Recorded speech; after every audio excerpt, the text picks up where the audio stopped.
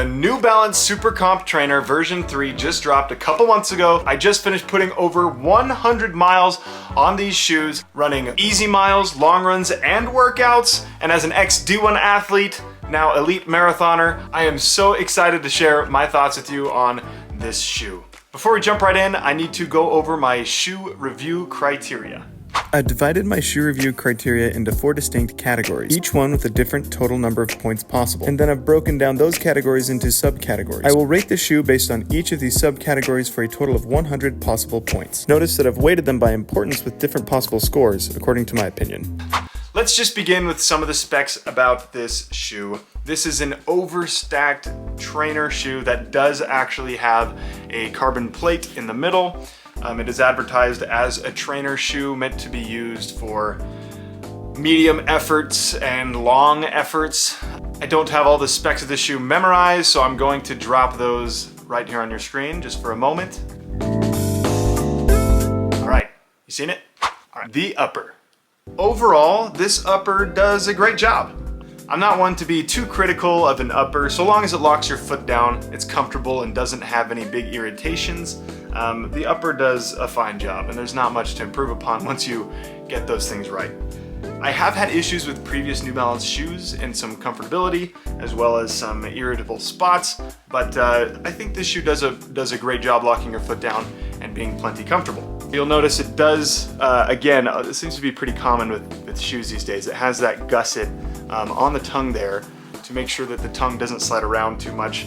The heel does fold over a little bit, which I think actually helps with a couple of things. One, it doesn't irritate against your heel while running, but also one of my favorite metrics, if you will, is the quote, slippability of a shoe. Generally with my trainers, I only tie them once, and then I slip them on and off everywhere I go. And this shoe has a decent slippability factor, so you know, it gets extra bonus points for me. Besides that, the material is plenty breathable as it has a mesh, and I don't see any major wear or tear just after the first 140 miles or so I've put on this shoe. So overall, it scores great points. The midsole. Now, as you know, if you've watched any of my shoe reviews, you will know that the midsole is the most important by far to me when it comes to how a shoe performs and its value. I personally have loved my experience with this shoe. The foam is pretty soft. The cushion is fantastic. The moment you put these on, there's something special. You feel that bouncy wobble a little bit, which I personally love.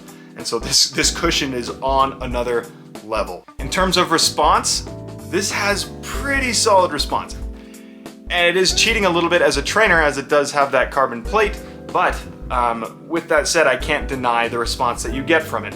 I was able to do a fartlek workout where I was able to run multiple reps in the sub 5 minute per mile range, which is right around that low 3 minute per kilometer. And they feel pretty comfortable in that range. I would say tempo pace, you're totally fine to choose this shoe for tempo type workouts. You might be able to get away with VO2 max, but I would probably deter you from trying to do anything faster than that in this shoe.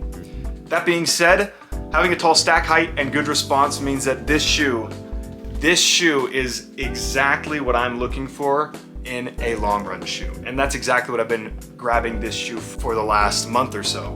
Getting that extra cushion, getting a little extra response when you want to roll a little bit.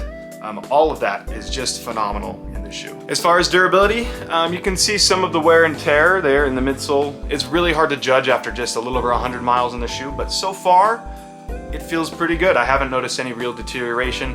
Time will tell if it will make it to the full 500 miles I hope to get out of a trainer. The outsole. Yeah, honestly, this is probably the weakest part of this shoe. The traction is not great, and the durability, it looks to be mediocre at best. If you take a quick look at this outsole, it seems to be wearing away pretty quickly, and there is not a whole lot of definition to get much traction. That being said, this is intended to be a road shoe, not really meant to be used on trails or outside of really stable surfaces. So with that in mind, it does accomplish its job, but it really doesn't have great traction or great durability. So because of that, I had to dock some points on the outsole. The whole shoe. In terms of weight, this one does feel a bit clunky. It is on the heavier side for shoes, which I think is okay for a trainer. And also, I do think the benefits tend to outweigh this disadvantage, but I have to acknowledge the weight. And as far as how it looks, okay, I received some flack in the comments. I know, if it doesn't matter what it looks like, why do I give it points? Well, I guess I care a little bit. It's a cool shoe. Now, if you add up all of that, it adds up to a total of 87 points. It's a fantastic shoe. I highly recommend it, especially for long runs up to tempos, but probably not much faster than that. It seems to be a pretty durable shoe. Go out and grab yourself a pair if you're looking for that kind of a shoe. Thank you so much for watching. I'll catch you in the next one.